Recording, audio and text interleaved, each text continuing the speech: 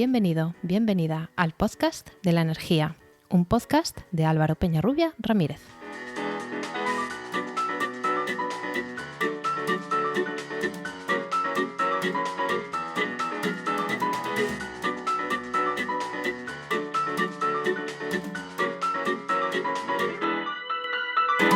Hola, hola, recibe la bienvenida a este capítulo 25 de El Podcast de la Energía, un podcast de Podcastidae, la red de podcast de ciencia, medio ambiente y naturaleza. Bueno, y recibe también la bienvenida a esta nueva temporada en la que retomamos la actividad después del verano. Hoy hablaremos de finanzas ligadas a proyectos de generación eléctrica. A menudo podemos encontrarnos con tener unos ahorros y querer invertirlos, pero queremos que esa inversión sea en fondos que respondan también a nuestros valores éticos y a nuestras convicciones. Y eso no siempre es fácil encontrarlo en el mercado bancario habitual. Por otro lado, si queremos contribuir a la transición energética y queremos instalar instalaciones fotovoltaicas en nuestra vivienda, no todas las viviendas son aptas o no son lo más apto posible para tener instalaciones renovables. ¿Cómo podemos aunar esa necesidad de inversión, ese deseo de invertir en transición energética y poder también contribuir a grandes proyectos renovables?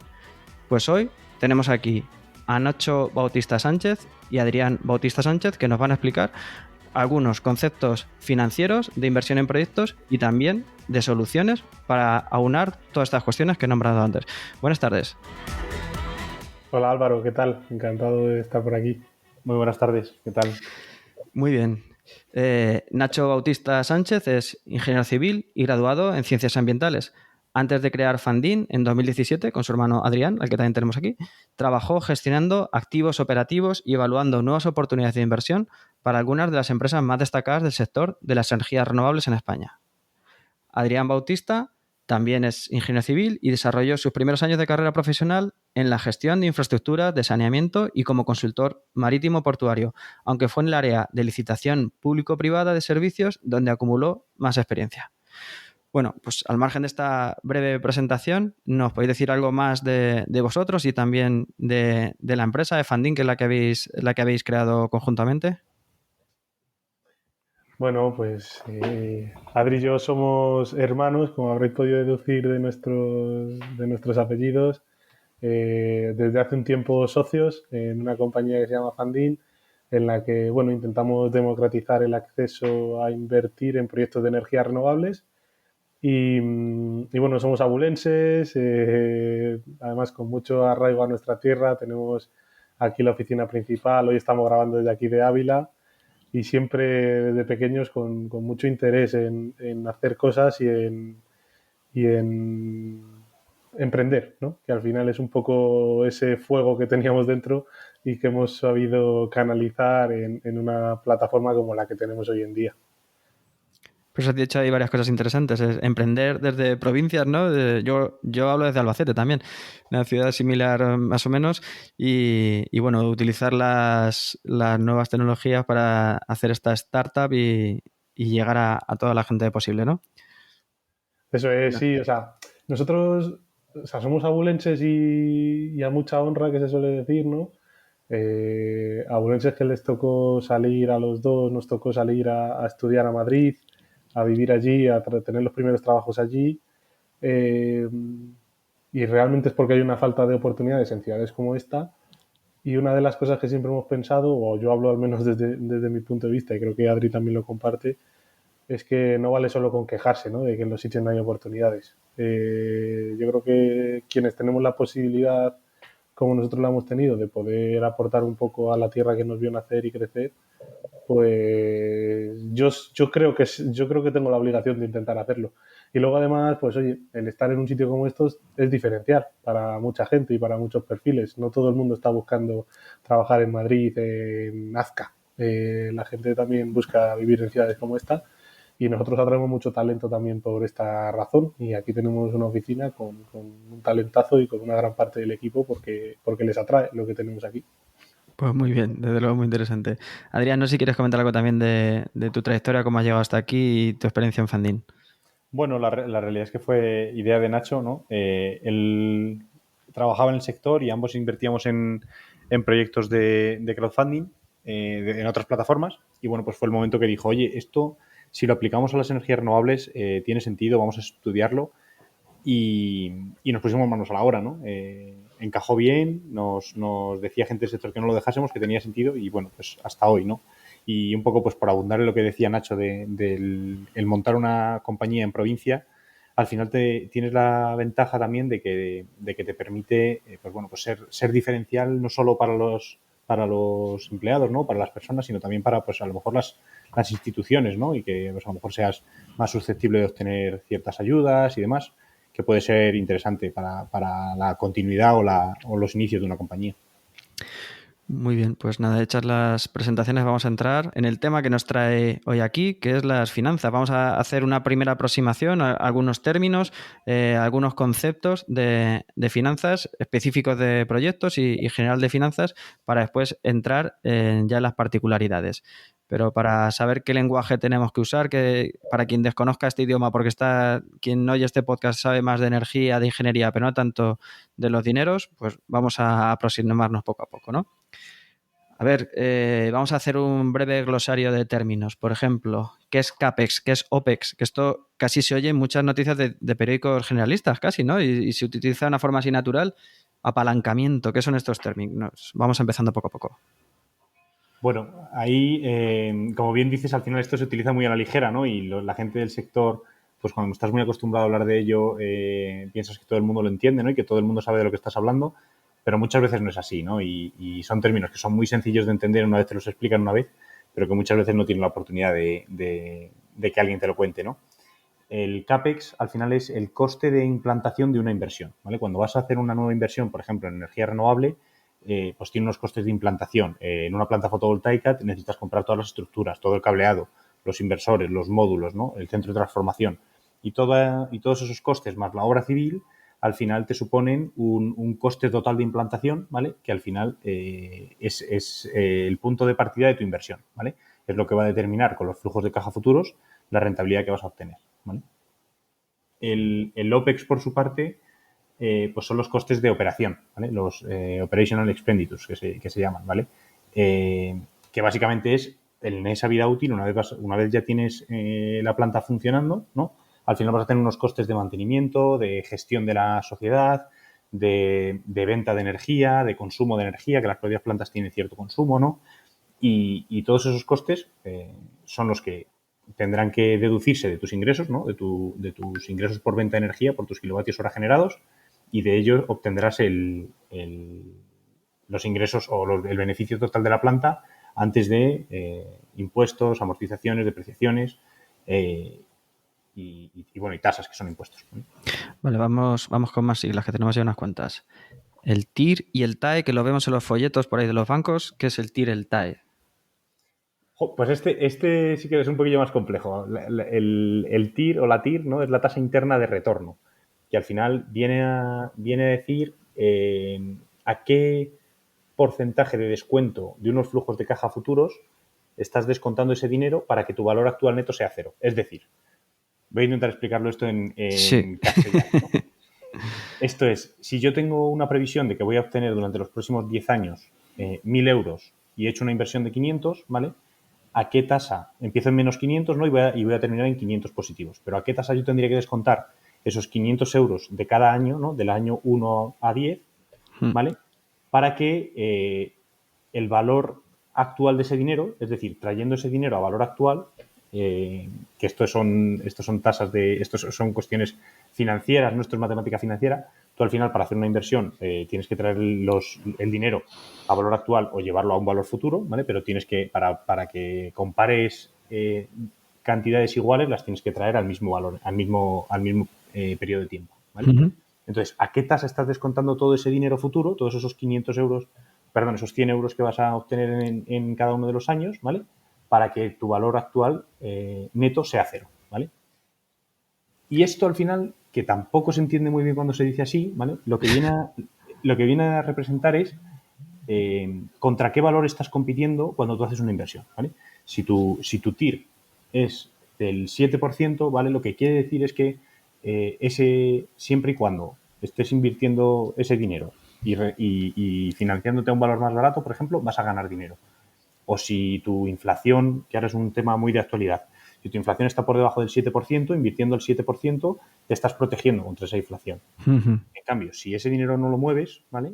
Tu TIR es cero, ¿no? Pero te está comiendo la inflación. La inflación lo que va a hacer es depreciar tu dinero, ¿vale? Con lo cual, una tasa interna de retorno de un 7% lo que te permite es competir contra valores negativos de inflación, por ejemplo, o de apalancamiento, ¿vale? Que es una financiación cuando tienes financiación de un banco menor, siempre y cuando ese valor sea menor. Vale, vamos a tomar lo último que has dicho. Otra de las palabras que tenía aquí es apalancamiento. No sé si exactamente o es lenguaje periodístico lo de las palancas del Barça, ¿no? Que el Barcelona está también en una crisis financiera y dice que está activando diferentes palancas. No sé si es algo sentido figurado, pero vamos, el apalancamiento también es un término bastante habitual en finanzas. ¿Qué es el apalancamiento? Bueno, al final el apalancamiento es endeudamiento bancario, ¿vale? Tú puedes tener apalancamiento positivo o negativo. Lo que siempre vas a buscar es que sea positivo, evidentemente. Porque si tienes apalancamiento negativo, lo que te está ocurriendo es que tu financiación es más cara que tu TIR de proyecto. ¿Me explico? Lo que comentábamos antes. Si yo tengo una TIR de proyecto del 7 y me financio al 8, lo que está ocurriendo es que me estoy empobreciendo, estoy perjudicando a los flujos de caja de mi proyecto. Mientras que si me estoy... y mi TIR de inversor, la TIR de proyecto seguirá siendo un 7, pero la TIR de inversor a lo mejor es de un 4. Mientras que si me estoy invirtiendo en un proyecto con una TIR del 7 y apalancándome al 3, lo que va a ocurrir es que a lo mejor mi TIR de inversor, con una TIR de proyecto igual del 7, mi TIR de inversor va a ser del 12. ¿Vale? Eso es un poco el apalancamiento y por eso se llama apalancamiento, porque apalancas tu participación, apalancas tu rentabilidad, ¿vale? Esto permite levantar la rentabilidad si consigues buenas tasas de financiación y están por debajo de la TIR del proyecto, ¿no? Sí, bueno, y luego esto al final tiene una coletilla, ¿no? Siempre y cuando esté por debajo de tu tasa interna de retorno, de tu TIR, en un mismo plazo. Es decir, si la inversión tiene un 7% de TIR a 30 años, siempre tendrás apalancamiento positivo siempre y cuando te financies por debajo del 7% a 30 años. Si te financias por debajo del 5% a 15, a lo mejor estás obteniendo apalancamiento negativo. ¿Por qué? Porque tus flujos de caja en los 15 primeros años no son suficientes para pagar esa deuda Al y 5%. tener un apalancamiento positivo, al 5%. Sí. Antes, cuando hablabas creo que era del TIR, has hablado del valor actual neto, ¿no? El BAN también es otro término habitual. Eso es, sí, que al final lo que viene a hacer el BAN es el valor del dinero, ¿vale? En cualquier periodo de tiempo traído a valor actual, ¿vale? Traído al día de hoy. Que eso al final lo que estás haciendo es descontar pues lo que estaba diciendo yo, ¿no? Tienes tasas de descuento del dinero, entendiendo que el dinero con el tiempo vale menos. ¿Por qué? Pues por cuestiones de inflación, por cuestiones de incertidumbre de ese flujo de caja, ¿no? O sea, yo puedo decir que yo dentro de 10 años voy a obtener 1.000 euros, pero es muy incierto. A lo mejor esos 1.000 euros no son 1.000, son 800. Entonces, ese descuento de flujo de caja que se hace es por incertidumbre del dinero en el tiempo. Y a mayor plazo, mayor incertidumbre, con lo cual menor precio o menor valor de ese dinero.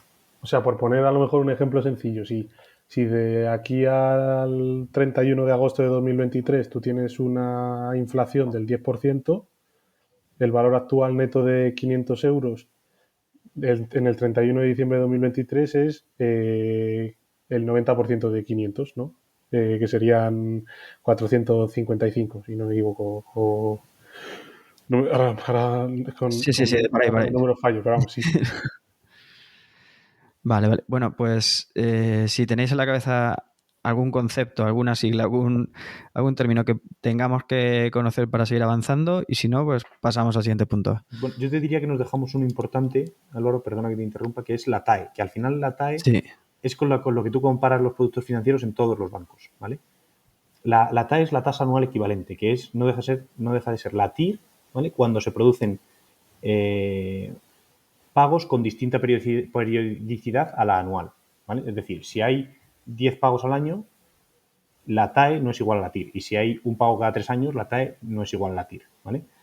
La TAE mejora cuando hay más de un pago al año y empeora con respecto a la TIR siempre cuando hay menos de un pago al año, ¿vale?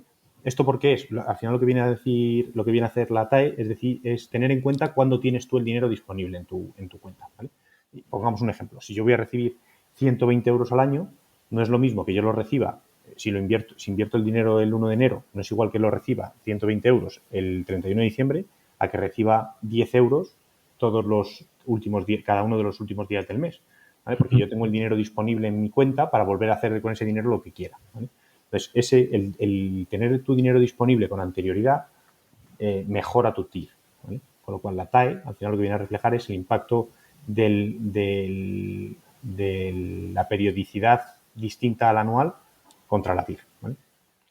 Vale, pues ahora sí, si tenemos más o menos todos estos conceptos claros, o por lo menos para ir andando y los vamos poco a poco trabajando, vamos a entrar en qué vías de financiación, convencionales o no convencionales, tiene un proyecto de renovables. Bueno, a ver, aquí los proyectos dependen mucho de la tipología del proyecto, ¿no? Pero yo diría que hay dos tipos de productos y luego subproductos, ¿no? O soluciones distintas con esos mismos productos. Los dos productos que te diría que hay, y además de los bonos, pero bueno, los bonos es verdad que al final estás financiando compañías, no tanto proyectos concretos, ¿vale? Pero diría que hay equity y deuda. El equity son fondos propios, son adquisición de acciones de una compañía y la deuda son préstamos, ¿vale? Que se dan a esa compañía para que ejecute un plan de negocio, ¿no? Y repague esa deuda en un plazo determinado, ¿vale? El apalancamiento del que hablábamos antes, ¿no? El apalancamiento, efectivamente. Entonces, y luego con el equity puede haber distintos tipos de proyectos en los que se invierta. Es muy habitual, por ejemplo, invertir en proyectos de autoconsumo industrial con equity. Es una fórmula que está muy en boga en el sector, donde al final entidades financieras o empresas con virtud o vocación inversora son propietarias de las plantas fotovoltaicas que se iba a montar un industrial, ¿vale? Pero que no tiene dinero o no quiere destinar su dinero a la planta fotovoltaica, ¿vale? De forma que tú al final lo que haces es ser el dueño de la planta y venderle la energía que se genera a esa planta a un precio menor de lo que ellos compran a la red, pero mayor de lo que tú obtendrías de la red si fueses un productor que solo vende energía a red, ¿vale? ¿Por qué? Pues porque los precios de consumo en energía son distintos que los precios de producción. Tienes que tener en cuenta todos los costes del sistema, los márgenes de comercializador, etcétera, etcétera, ¿vale? Entonces, en ese gap se genera un ahorro que se puede compartir entre inversor y consumidor, de forma que la amortización de la instalación llegue mucho antes y antes del final de la vida útil de la planta, el consumidor se pueda quedar la planta de forma gratuita, ¿vale? Y nosotros haber obtenido nuestra rentabilidad. Eso se llama Fórmula ESCO o Fórmula S, una empresa de servicios energéticos, ¿vale? Y ya digo que es una cosa que se está trabajando mucho en el sector y hay muchas empresas haciéndolo. Sí, igual que puede ser una reforma de una fachada de una vivienda, cambio de unos aparatos de climatización en un centro comercial o cualquier tipo de inversión relacionada con la energía, eso está regulado. No, existe legalmente la figura de la S, la empresa de servicios energéticos o ESCO en inglés. Eso es, y al final no deja de ser, es tan fácil como, o tan sencillo de explicar como un tercero que hace una inversión que a mí me va a suponer un ahorro, compartimos ese ahorro y cuando el inversor ya ha obtenido una rentabilidad, me quedo yo la totalidad del ahorro para mí hasta el final de la vida útil de ese activo, ¿vale? Vale. Eso son proyectos de autoconsumo. Luego se puede hacer equity en proyectos de conexión a red. Es decir, tú puedes financiar un proyecto porque a lo mejor no eres capaz de obtener financiación bancaria, financiarlo solo con fondos propios o porque te interesa hacerlo solo con fondos propios, ¿vale? Tú siempre tienes la posibilidad de financiar un proyecto con fondos propios. En ese caso, la TIR de inversor va a ser siempre igual a la TIR de proyecto, ¿vale? Siempre que no apalanques o no metas financiación externa, ¿vale? La TIR de proyecto va a coincidir con la TIR del inversor. Y luego tenemos la fórmula de la deuda, que la deuda puede adoptar muchas posiciones en la cascada de pagos, ¿vale? Tú puedes estructurar una deuda para que sea una deuda que sustituya a la deuda bancaria, por lo que decía antes. Hay proyectos que son tan pequeños que no son atractivos para los bancos, pero sí puede haber otro tipo de soluciones, ¿no? Que busquen aportar esas deudas a proyectos pequeños y que esos proyectos se estén apalancando gracias a esa deuda, ¿vale? ¿Qué características tiene eso no deja de ser una deuda senior, ¿vale? Una deuda senior quiere decir que es la primera en cobrar, ¿vale? Es decir, cuando tú tienes ingresos, tienes gastos, apreciaciones y depreciaciones, pago de intereses, pago de tasas y tienes tu resultado neto, lo que te queda en caja, lo que te va a entrar en la caja después de un ejercicio, ¿vale? Imagínate que son 100.000 euros. Bueno, pues si luego tienes que pagar 60.000 euros de deuda, los primeros 60.000 euros de esos 100.000 euros que te sobran van para el banco y tú con los 40.000 euros restantes, van para el banco no, o para esas deudas senior, ¿vale? Y tú con los 40.000 euros restantes es tu capital, tu flujo de caja libre para pago de dividendos, para tu propia rentabilidad. ¿Vale? Claro, ¿qué riesgos tienes? Bueno, pues que tengas un año muy malo, ¿no? Y en lugar de 100.000 euros recibas 70.000. Si son 70.000, tú tienes que seguir pagando los 60.000 euros al banco. Con lo cual, para tu equity, solo van a quedar 10.000, ¿vale? Para tus dividendos. Eso es una deuda senior. También puedes adoptar posición de deuda junior, ¿no? Y podrías hacer distintos tranchetes de deuda junior, pero lo normal es que haya un único. Vamos a trabajar sobre el escenario de que haya un único escenario de deuda junior. Pues en ese caso, en ese mismo escenario en el que obtienes 100.000 euros, ¿vale? Lo que haces es que pagas 60.000 euros a la deuda senior, 20.000 a la deuda junior y a ti te quedan 20.000 para repartir tus dividendos. Claro. Perdona, ¿cuál es la diferencia de deuda junior o senior?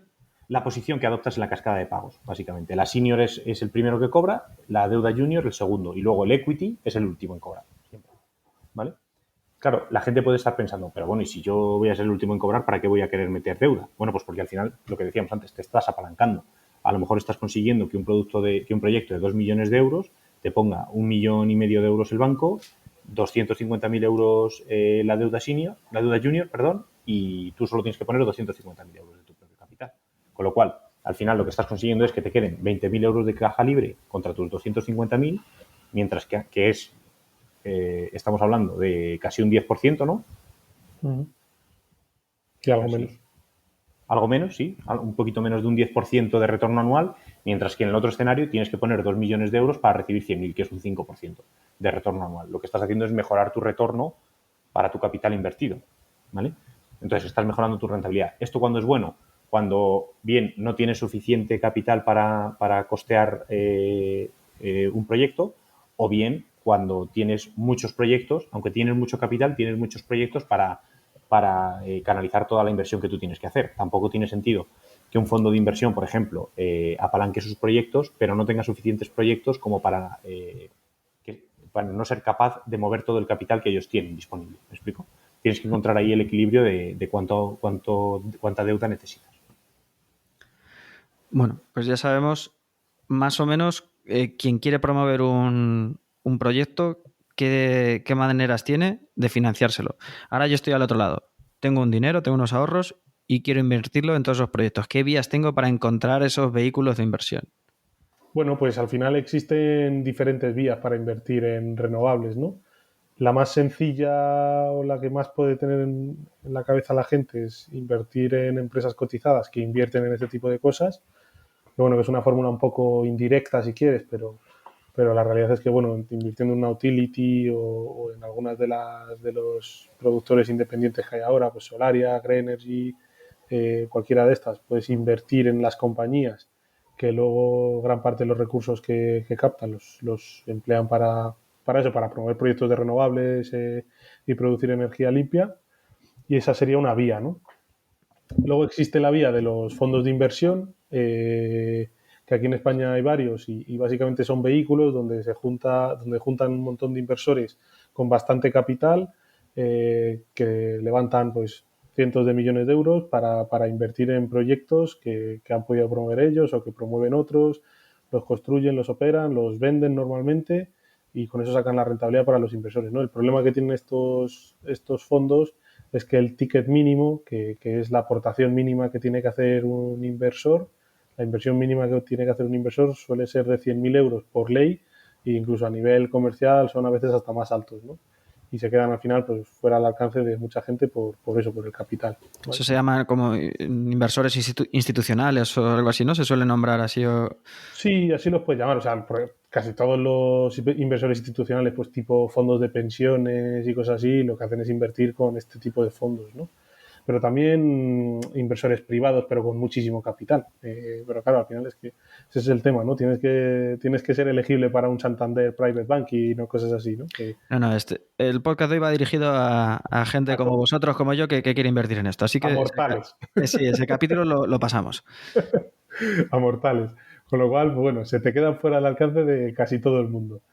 Luego tienes la posibilidad de, oye, promover tú tu propio proyecto, que ya sabemos las magnitudes que se hablan en el sector y que también se te va a quedar fuera probablemente por tema de capital, pero bueno, promover tu propio proyecto, luego financiarlo con algún tipo de financiación bancaria de la que hablaba Adri, que si además, oye, consigues buenas tasas de interés, pues vas a ser capaz de apalancarlo y tener un apalancamiento positivo. Y únicamente poner, pues como el ejemplo que decía Adrián, ¿no? Si son 2 millones de euros, pues a lo mejor 250, 300, 400.000 euros y tener tu propio proyecto. ¿Qué sucede? Igual, no es fácil, encima ahí ya tienes que meter la componente técnica de conocer cómo se tramita un proyecto, cómo se desarrolla, que tú, Álvaro, sabes bien que no es nada fácil y al final, pues bueno, complica un poco todo y está reservado al final para gente que sabe de esto y que lo puede hacer. Y luego, por último, que es por lo que también es la solución que nosotros hemos venido a aportar al mercado y al sector, es hacer un crowdfunding, que al final es juntar pequeñas aportaciones de muchísima gente para poder invertir en proyectos pequeños normalmente, que es como lo hacemos nosotros. No, pequeños de hoy, claro. Pequeños de hoy. Que hace 10 años esto eran superparques. Eran muy grandes, sí, porque estos mega ya eran cosas grandes. Invertir en ese tipo de proyectos y con plataformas como la nuestra, pues podemos adoptar cualquiera de los papeles o de los roles que hablaba Adri que existen para financiar un proyecto, ¿no? Podemos ser deuda senior, como el proyecto que tenemos ahora mismo publicado en la plataforma, podemos ser deuda junior, podemos ser equity, podemos entrar en proyectos que solo tienen equity, que no tienen ningún tipo de financiación bancaria y que todo lo que queda libre en la caja es para los socios. Podemos invertir en proyectos que sí que tienen financiación bancaria, en fin, luego hay muchos tipos de proyectos y a cada uno le encajan mejor unas cosas u otras y nosotros lo bueno es que tenemos autorización pues, para en cada proyecto aportar la mejor solución de financiación, que normalmente suele ser además el producto de inversión más interesante para nuestros inversores, ¿no? Vale, entonces ya sabemos por dónde podemos invertir. ¿Y ahora cuándo? Porque no es lo mismo invertir en cada momento, en cada fase del proyecto, ¿no? ¿En qué fases nos podemos encontrar un proyecto a la hora de acercarnos a él a invertir? Bueno, pues ahí puedes tener distintos momentos, ¿no? Hay compañías que empiezan los proyectos desde cero, ¿no? Y hay veces que, pues oye, ahí estás asumiendo ciertos desembolsos, con lo cual estás invirtiendo, ¿vale? Pero eso se llama invertir en desarrollo. Son proyectos que al final tienen, bueno, tú ahí, Álvaro, seguro que sabes mucho más que nosotros, ¿no?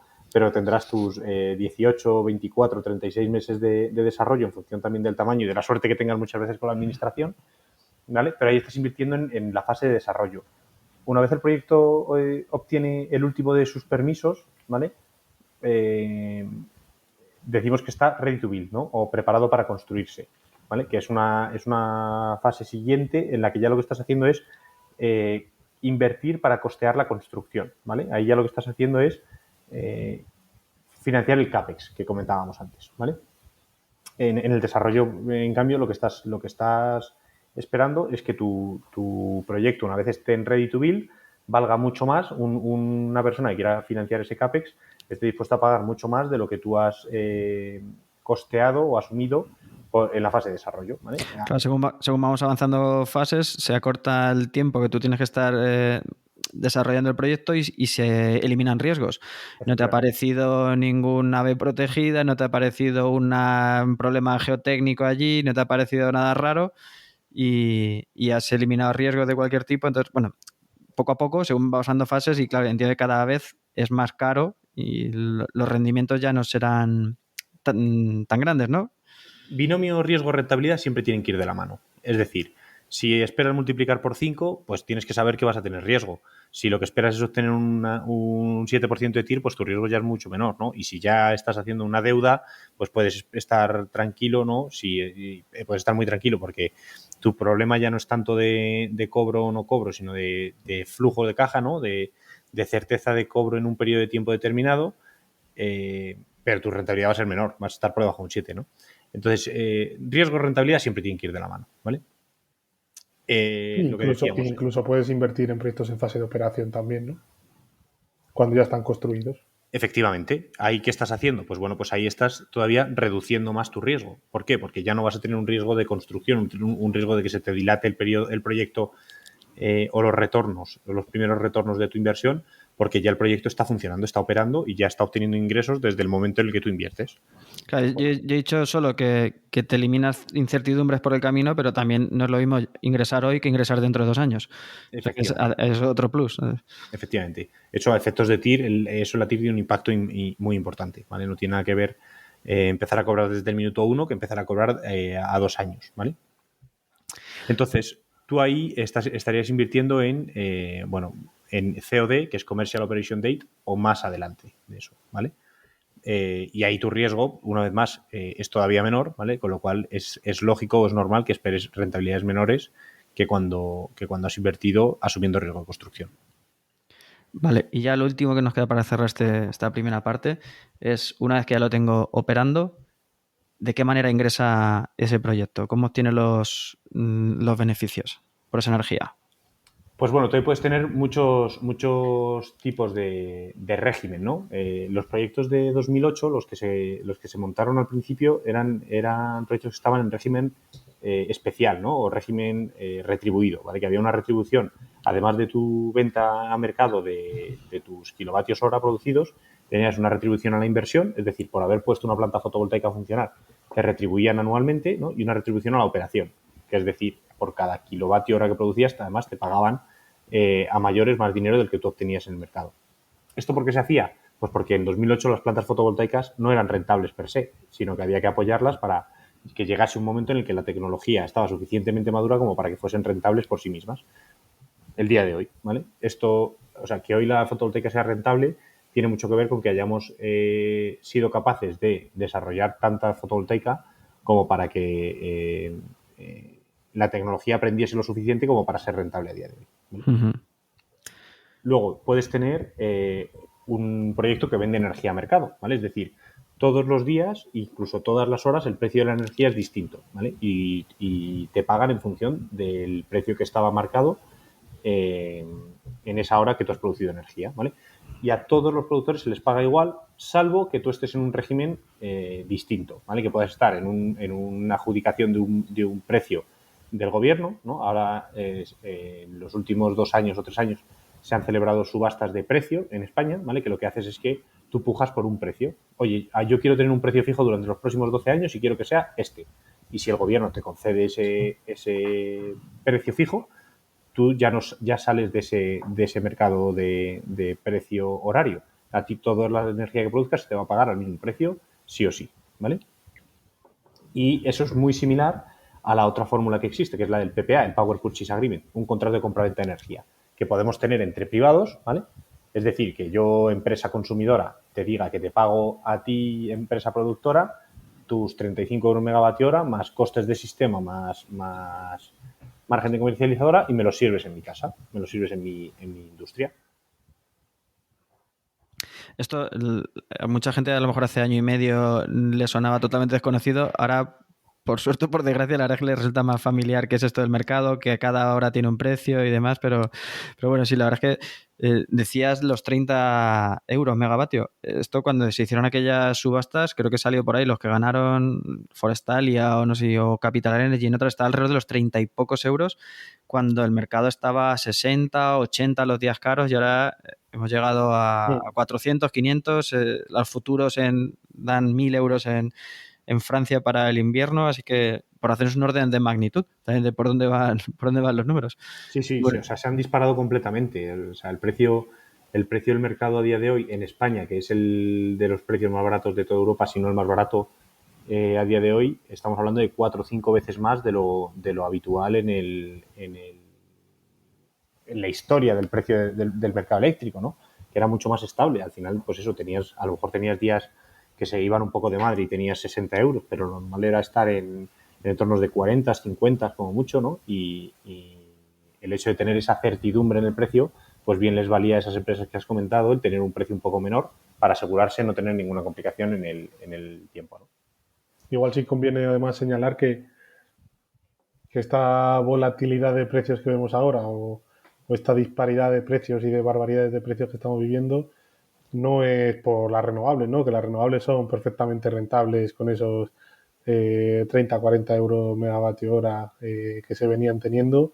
Son la forma de producción de electricidad más barata que existe y por eso se tiene que apostar por ella, ¿no? No solo por una cuestión de que tenemos un problema climático, de que nos estamos bueno, se ven las sequías que tenemos y demás, ¿no? O sea, que tampoco, yo creo que empieza a ser una cosa bastante evidente y no se tiene que invertir solo por la parte verde, sino porque además es barata. El problema viene, pues que ahora tenemos, el mercado eléctrico funciona como funciona y hay picos y hay horas que las tienen que cubrir otras tecnologías que tienen unos costes de recurso muy altos, como es el gas ahora a día de hoy, y que nos están estropeando la factura de la luz a todos. Y las renovables sí que es verdad que con esta situación pues ganan algo más de dinero, pero tampoco es que sea la situación deseable para ellas. Bueno, pues ya, la verdad que según ibas hablando se me abrían ahí varios melones que podíamos entrar, pero bueno, ya se nos va a ir mucho, pero bueno, pues entonces ya nos hemos decidido a invertir en renovables y como no podemos acceder a esos tickets mínimos de 100.000 euros y no puedo hacerlo en mi casa porque no tengo las condiciones o lo que sea, vamos a conocer a Funding. Haznos, aunque ya lo hemos ido haciendo poco a poco, hacernos así una presentación grosso modo de qué es Funding y qué ofrece. Pues Funding es la plataforma de crowdfunding en proyectos de energía renovable líder aquí en España.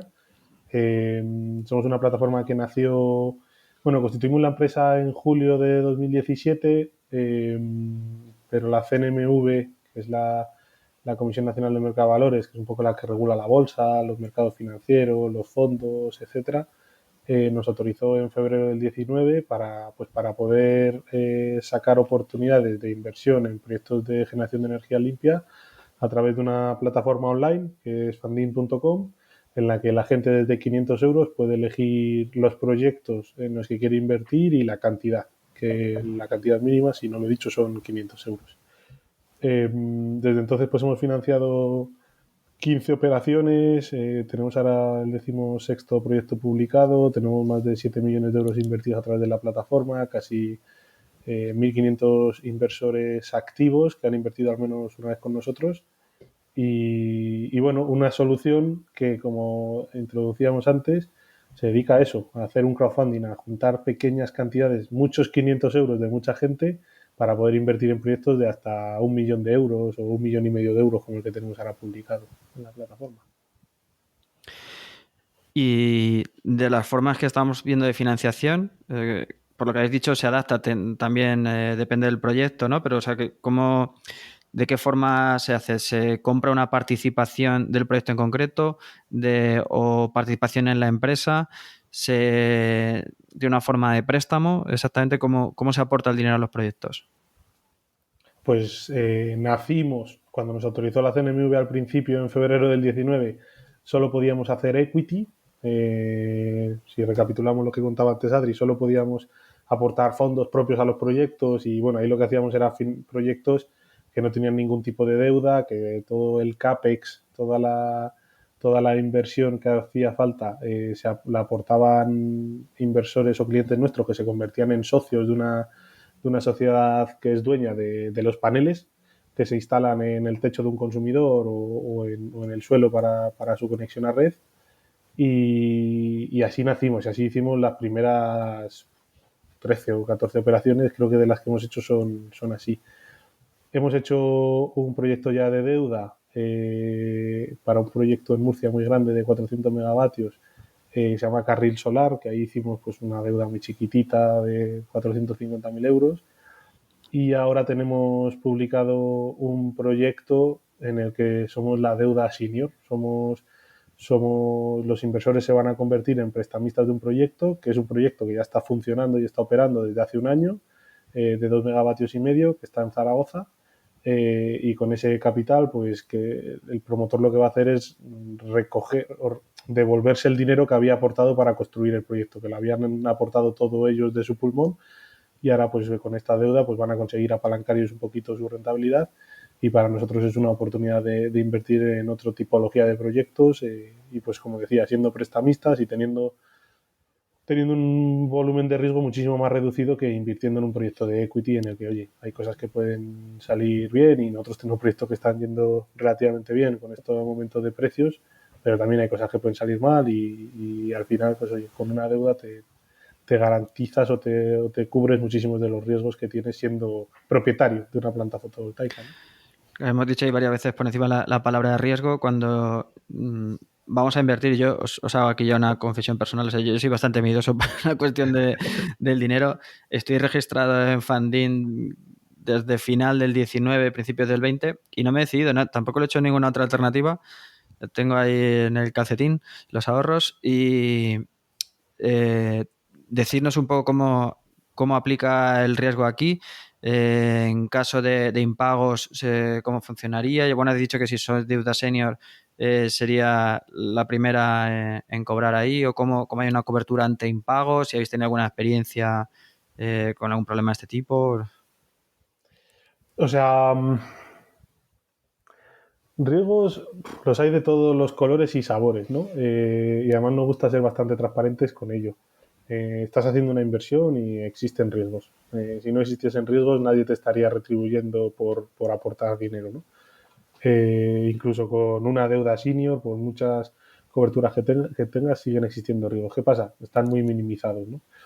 Incluso en la parte de ser propietario, yo creo que las inversiones en renovables pues también tienen una estabilidad y el propio modelo de negocio de las renovables pues les aporta mucho empaque, ¿no? Cuando estás invirtiendo en equity a través de nuestra plataforma, pues normalmente además son proyectos que no están construidos, con lo cual tienes todo el riesgo de la construcción, tienes todo el riesgo de la operación. ¿Y eso qué implica? Pues que durante la construcción se pueden producir retrasos o se pueden producir problemas que requieran de más capital, que pinches para hacer la inca de las estructuras y no haya un buen geotécnico y tengas piedra y tengas que acometer ciertas actuaciones que implican sobrecostes. O sea, en la construcción sobre todo tienes riesgos de sobrecostes y de sobreplazos, ¿vale? Que eso al final impacta en tu rentabilidad. Y luego durante la operación, pues son proyectos que van a estar funcionando y van a estar ahí durante 30 años, en el caso de la fotovoltaica, y tienes todos los riesgos que puede haber en una operación, ¿no? Sí que es verdad que los OPEX, esos costes operativos necesarios para mantener la planta a punto, están bastante controlados y no se deberían de ir mucho de madre, pero puede ser que en algún momento dado te toque cambiar los inversores fotovoltaicos, Sí. te toque hacer algún cambio de equipos y te toque, a lo mejor no tenga dinero el proyecto y toque pedir alguna financiación a algún banco o toca que los socios pongan algo de capital. Y luego tienes sobre todo la incertidumbre en la parte operacional de los proyectos están los ingresos. Cuando tienes algún tipo de PPA o régimen retribuido de una subasta, pues oye, los primeros años están bastante acotados la parte del precio, pero si vas a mercado, como nosotros estamos haciendo en muchos de los proyectos, pues tienes el riesgo de la volatilidad de precios, que igual que ahora está muy de moda hablar de los precios de la luz porque están disparados, no hay que irse tanto atrás como es el año 2020, en el que yo me acuerdo de alguna conversación que teníamos con algún promotor que nos reíamos diciendo que los kilovatios hora te los regalaban con los yogures, ¿no? Claro, hay una caída de demanda brutal, ¿no? Con el confinamiento, Claro. y después hasta que se recupera la actividad. Ahí los precios estaban por los suelos. Entonces, al final tienes ahí una volatilidad de precios que hasta el 2019 parecían muy estables, pero precisamente han llegado unas épocas ahora en las que se te han ido por los suelos o están por las nubes. Entonces, ahí tienes una volatilidad de precios que lo bueno que tiene ahí es ver también cada proyecto tiene su estrategia de cobertura de riesgos. O sea, si eres un proyecto que no tienes que pagar a ningún banco, pues vender a mercado y y asumir más riesgo de volatilidad de precios, pues es más asumible, ¿no? Porque, oye, no, lo que quede libre es lo que repartimos entre los socios. Que queda más este año repartimos más, que queda menos repartimos menos. Si tienes que pagar a un banco, a lo mejor no es la mejor estrategia el tener tu electricidad a mercado y que no sabes exactamente cuánto vas a ingresar cada año. Entonces, al final, dependiendo de, o sea, los esquemas, el modelo de negocio de los proyectos define muchas veces cómo financiarlos y en qué punto o en qué esquema de la estructura de la que hablaba Adrián al principio merece más la pena entrar, si como deuda, si como equity, etcétera. Y luego los proyectos como el que tenemos ahora mismo publicado, que Álvaro, si te dan más miedo los proyectos de equity, yo creo que pues son proyectos más asumibles. Este es un proyecto que ya está funcionando, que lleva un año operando, en el que nosotros estamos aportando una deuda que tiene relación en el cobro, es decir, todo lo que quede libre del proyecto primero va para pagarnos a nosotros y luego ya cobrará el promotor, que se llama Vigia. Y luego el proyecto tiene un paquete de garantías súper amplio. Pues tenemos pignoración de las participaciones de la sociedad, para que si algo pasa podamos pasar a medio ser propietarios, ¿no? Tenemos también pignorados los contratos principales del proyecto de gestión y de mantenimiento, pues para que, oye, si mañana pasa lo que pase, a la deuda senior le tienes que seguir prestando servicios, ¿no? Como mantenedor. Tenemos barridos de caja. ¿Eso qué quiere decir? Que pese a que en ese esquema del que hablaba Adrián, de que quedan 100.000 euros para repartir y 60.000 son para lo que sería el banco aquí, que somos nosotros, luego quedan 40.000 libres. Pues nosotros de esos 40.000 barremos el 50% para amortizar principal, para amortizar parte de lo que te hemos dejado al inicio. Con lo cual ahí lo que nos aseguramos es que si este año es bueno, me vas repagando más deuda por si luego dentro de 5 años son malos y no tienes dinero para pagarme suficiente, ¿no? Entonces al final, pues bueno, y algunas garantías más, pues yo qué sé, tenemos una cuenta de reserva de 100.000 euros para cometer impagos y la deuda es de 1,5 millones, o sea que bueno, tenemos bastantes esquemas o bastantes coberturas de los riesgos que puede tener el proyecto para que de alguna manera en un escenario no catastrófico tu proyecto vaya a cobrar sí o sí y como mucho puedas tener una variabilidad en el plazo. Oye, a lo mejor no cobro en 10 años, cobro en 12, pero la realidad es que yo iba a sacar un 5,6% de rentabilidad y entre 10 y 15 años, ¿vale? Que es un poco los esquemas que estamos trabajando en la plataforma y por el tipo de deuda que hemos diseñado y dimensionado, ¿vale? Entonces, al final, para cada tipología de inversor, es lo bueno que tiene la plataforma, intentamos tener una tipología de proyecto, ¿no? Y no todos los proyectos son para todo el mundo. Pues la verdad que, o sea, me ha gustado lo que has dicho, el sistema de cobertura como de seguros, ¿no? Ante impagos o imprevistos. Y es que aquí, por no llamar a nadie a engaños, aquí se está invirtiendo en una actividad económica que está pues sujeto a su riesgo y ventura, ¿no? Que la época esta de los plazos fijos que te daban el 7, el 10% y te regalaban una tele, pues eso pasó. También creo que por suerte, porque eso tampoco creo que sea positivo. No. Y estamos invirtiendo en una actividad económica pues sujeta a todo este tipo de variables, pero que bueno, como decís, es un sector que, aunque esté sujeto a esa variabilidad, va a seguir funcionando, no se va a dejar de vender energía. Si luego hay un boom de renovables y se copan a las horas centrales del día, pues vendrá el almacenamiento, se venderá energía fotovoltaica por la noche, de que vendrá de baterías, o sea que es de prever que el sector pues va a seguir fuerte durante bastante tiempo y bueno, y como decís, si encima tienes esas protecciones, pues desde luego ya estoy más cerca, ¿eh? Ya... Calienta un poco más, ¿no? Es que, a ver, o sea, la realidad, si yo te entiendo, ¿eh? Y al final, y mira, y tú eres una persona que conoce el mundo de la energía y demás, imagínate gente, inversores que tenemos que a lo mejor hasta conocernos a nosotros prácticamente no sabían lo que era un kilovatio hora, ¿no? En fin, al final cada uno tiene su perfil y lo que sí que está claro es que bien sean proyectos de deuda con un montón de garantías o bien sean proyectos de equity o imagínate que mañana sacásemos proyectos que están en desarrollo, que a lo mejor las rentabilidades son mucho más altas, pero tienes muchísimo más riesgos porque ahí tienes los riesgos de que te salga un ave, el ave no sé cuál. Lo que sí que hay que hacer y es la mejor estrategia para cubrir tus riesgos personales es invertir una parte de tus ahorros y tener también dinero guardado en el banco y tener dinero invertido en otras cosas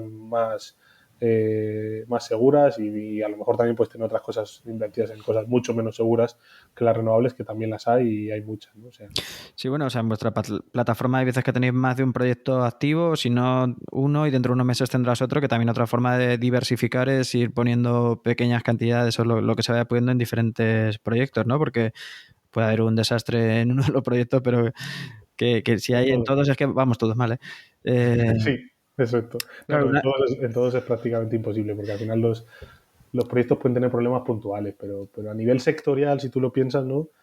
O sea, invertir en fotovoltaica, que es la forma de producción de electricidad más barata, por la que apuestan todos los gobiernos y por la que estamos apostando como humanidad, pues a fecha de hoy tiene todo el sentido. Dentro de 30 años, cuando exista la fusión nuclear, si llega, pues a lo mejor no, pero a día de hoy es una cosa que tiene sentido, ¿no? sí, pues mira, de la energía nuclear tengo pendiente hacer otro, de la nuclear de fusión tengo pendiente hacer un programa, pero creo que voy a tener tiempo todavía hasta... Va a tener tiempo hasta que lo saquen, sí, yo creo que Sí, sí. sí. Bueno, no sé si... Bueno, el proyecto no sé si lo has nombrado dónde es, sí que el tamaño, la inversión, o si lo has dicho, lo puedes repetir, este que tenéis ahora mismo abierto. Pues este proyecto que tenemos ahora abierto se llama Zuera, que está en Zuera, yo creo que es un pueblecito al lado de Zaragoza, que hay un polígono industrial y al lado está el proyecto, que prácticamente se ve desde la carretera. Es un proyecto, como decía, de 2,5 megavatios para el que estamos aportando una deuda de 1.450.000 euros, en el que ya han invertido casi 200 personas y que va a dar una rentabilidad del 5,6% en un plazo estimado de 10 años, ¿vale? La amortización de la deuda es durante 15, pero con ese esquema que decía antes de barridos de caja, de que del Sí. 50% de lo que quede libre después de pagarnos a nosotros lo vamos a usar para amortizar principal, estimamos que se quede en unos 10 años de plazo. Y tenéis, has dicho unos 200 inversores, ¿tenéis analizada cuál es la media de la inversión o la mediana? O sea, por caracterizar un poco a cuál es vuestro perfil principal de inversor. En este proyecto exactamente no. En este proyecto han En entrado unos general. poquitos inversores grandes en este proyecto. Nosotros inversores grandes es gente que aporta más de 25.000 euros. En general las aportaciones medias están entre 1.500 y 1.800 euros, algo así. Y por ahí debe estar este proyecto. Pero lo bueno es que en cada proyecto tú puedes ver cuánta gente ha invertido. Tenemos hechos como 5 tranchetes y puedes ver cuánta gente ha invertido entre 500 y 1.000 euros. Cuántos entre 1.000 y 3.000. Cuántos entre 3.000 y 10.000. No sé si son estos los tranchetes exactamente, pero lo puedes ver y más o menos tienes una distribución media de lo que está invirtiendo la gente aquí, ¿no? Bueno, pues no sé si queréis añadir más o repetir algo de lo que se ha nombrado ya o algo que nos hayamos dejado en el tintero. Yo creo que hemos cubierto más o menos todo. No sé si se tiene algo. No, yo creo que al final hemos tratado un poco la parte financiera de la inversión en proyectos de energías renovables, que no es específica de las renovables, ¿no? Todos estos conceptos al final son aplicables a todas las inversiones en activos que existen. Cuando hablas de inversión en inmobiliaria, al final todos estos conceptos te valen. Son muy características de eso, de la inversión en activos, de inversión en cosas reales. Y luego para la parte de la energía, pues recalcar un poco lo que hemos hablado, ¿no? Existen muchas fórmulas. En cada una estás comprando unos riesgos y una rentabilidad. La inversión directa es el modelo por el que apostamos nosotros, para que puedas hacerlo desde pequeñas cantidades. Y cuando estás invirtiendo en a lo mejor una empresa cotizada, pues tienes la ventaja de que son ellos los que están gestionando toda la parte del proyecto y tal, pero tienes todo el riesgo operativo de la compañía, a lo mejor, ¿no? Entonces, al final yo creo que es lo que, si un mensaje se tiene que dar la gente, es analizar bien qué riesgos estás comprando y qué rentabilidad estás esperando obtener por esos riesgos que vas a comprar. Y a partir de ahí tomar decisiones y, como decíamos antes, invirtiendo una parte del capital, no haciendo barbaridades que el dinero luego hace falta para cosas más importantes. Mira, después de todos los tecnicismos que hemos hablado de eso, mira, me quedo con lo que has dicho, dice, invertir en cosas reales, que no es poco, ¿eh? Que es que volviendo a épocas de la explosión de la subprime, de toda la crisis financiera, es que se invertía en cosas que no se tocaban, en cosas muy raras que los mortales no entendíamos y esto no, esto es una planta que ha hecho personas con caras, con ojos, que han estado trabajando allí, que va a beneficiar al sistema general porque va a bajar el precio de la energía, que hay muchas empresas involucradas en el desarrollo, en la construcción, en la gestión, operación, en todo eso, y eso son cosas reales. Esto es economía real, es lo que estamos invirtiendo con este tipo de proyectos. Total, y hoy en día yo creo que está más en boga que nunca, ¿no? Con los criptoactivos, invertir en mercados financieros tipo bolsa, pues también tienes ahí toda la parte de la volatilidad del mercado y la especulación que puede haber en torno a una acción. Aquí no, esto está descorrelacionado de mercado financiero, está descorrelacionado de las cosas, de todo este tipo de cosas, está correlacionado a los precios de la luz o al precio que tengas fijado con un privado, ¿no? Son cosas de verdad, son cosas tangibles que puedes ver y tocar y que efectivamente construyen empresas. Y además, si me dejas también añadir, Álvaro, creo que cada vez va a ser una cosa más común, la inversión en renovables en España porque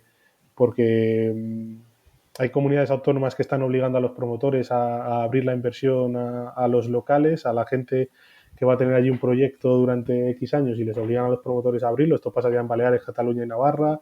En los concursos de capacidad de acceso a la red de transporte que salen en octubre es uno de los criterios que se va a valorar, el que los promotores vayan a permitir invertir a la gente que está alrededor en sus proyectos y cada vez lo vamos a ver más. Así que, bueno, yo sí que le invito a la gente a que lo tengan un poco en el radar, que a lo mejor algún día les llegue alguna oportunidad al lado de casa con una plataforma como la nuestra, con otra o con otro esquema, ¿no? Sí, has dicho ahí dos cosas que lo que dices para la subasta, bueno, para el concurso para los nudos, para poderse conectar a las diferentes subestaciones que saldrán ahora en otoño, como dices, se puntuará la cantidad de financiación local que obtiene, y vosotros también habéis tenido ese criterio, ¿no? Cuando habéis abierto las últimas financiaciones, se ofertaba primero, era por radios, ¿no? ¿Fue en Mallorca o era? Sí, es que en Baleares es obligatorio hacerlo así. En Baleares los proyectos de más de 5 megas lo tienen que hacer así. En Cataluña también. Y en Navarra pasa algo parecido. En Navarra todavía no hemos sacado ninguno. Tenemos sacados tanto en Cataluña como en Baleares. Y lo estamos haciendo pues, porque son requisitos normativos que se están empezando a imponer aquí en España, ¿no? O sea que, bueno, cada vez va a ser una cosa más común, yo creo. Muy bien, la verdad es que suena bien. Me habéis terminado de convencer ya esta tarde que, hombre, la verdad es que invertir en un parque que ya, en una planta que está operando es otra historia. O sea, para gente que es más miedosa como yo, para iniciarte, yo creo que es para iniciarte, sí. Luego, pues con pequeñas, lo bueno es que como puede ser pequeñas cantidades, se puede poner en otros proyectos que puedan suponer más riesgo, pero bueno, también en defensa, y yo trabajo en desarrollo de plantas, no es que se lance y digamos, aquí vamos a poner un parque y después te aparece el ave esta que hemos dicho o un terreno que no es propicio. Todos estos proyectos llevan sus estudios preliminares. Lo que no puede hacer es riesgo cero. No. Se hace todo lo posible, se hacen las consultas a las administraciones, se abre información pública, se consultan toda la información cartográfica al alcance, pero no existe el riesgo cero. Entonces, desde luego, las empresas son las primeras interesadas en que aquello salga bien y de luego lo van a hacer con la mejor de las intenciones y con la mayor profesionalidad, pero pues puede pasar al contrario. Pueden surgir imprevistos, pero igual que te puede surgir después de haber hecho todo eso, un imprevisto, como decíamos, de que tengas piedras debajo y te toque poner más pasta para construir el proyecto, ¿no? De lo que tenías de tema. Si es que los imprevistos pueden surgir, que al final son riesgos. Yo, con todos mis respetos para las zapaterías y para los bares, yo cuando veo locales y abren, cierran zapaterías, abren, cierran bares, y que son negocios que, bueno, que sabes que están al alcance de todo el mundo, o sea, todo el mundo usa zapatos, pero hay muchos, no se diferencian y es una inversión muy importante abrir un local, un comercio, para que luego que en meses hay algunos que cierran. Entonces, por lo que decíamos del riesgo, el riesgo cero no existe cuando se está invirtiendo en actividad económica real y bueno, pues eligiendo mayores y menores riesgos, pues a mí ya te digo, creo que me he terminado de convencer ya para... Bueno, entonces hemos hecho buena labor. Sí. Bueno, pues ahora sí, si no queréis añadir nada más... Estamos. Vale, pues ahora decirme dónde os podemos encontrar. Aparte de la web de Funding, que la dejamos en la nota del programa. Aparte de la web de funding.com, pues estamos en redes sociales, estamos en Twitter, que de hecho en Twitter participamos en una iniciativa muy chula que se llama Porrapool, en la que la gente puede pujar todos los días por el precio de la luz y luego te vamos a dar crédito que puedes utilizar en nuestra plataforma para invertir. O sea que bueno, que también es una forma de ayudarte a iniciarte a conocernos. En el resto de redes sociales también estamos presentes. Tenemos un chat en la web con la que podéis hablar con Lisette, que es la persona que lleva toda la parte de atención al inversor. Y en LinkedIn también nos podéis encontrar a cualquiera de nosotros y estaremos encantados de hablar con vosotros, como con cualquiera de los oyentes. Muy bien. Pues nada, pues ha sido un placer. Creo que hemos aprendido bastante de finanzas en general y de proyectos y también de funding esta tarde. Así que nada, muchas gracias por habernos dedicado este tiempo. Gracias a ti, Álvaro. A ti, Álvaro, por invitarnos. Vale, muchas gracias. Hasta luego. Hasta luego. Gracias.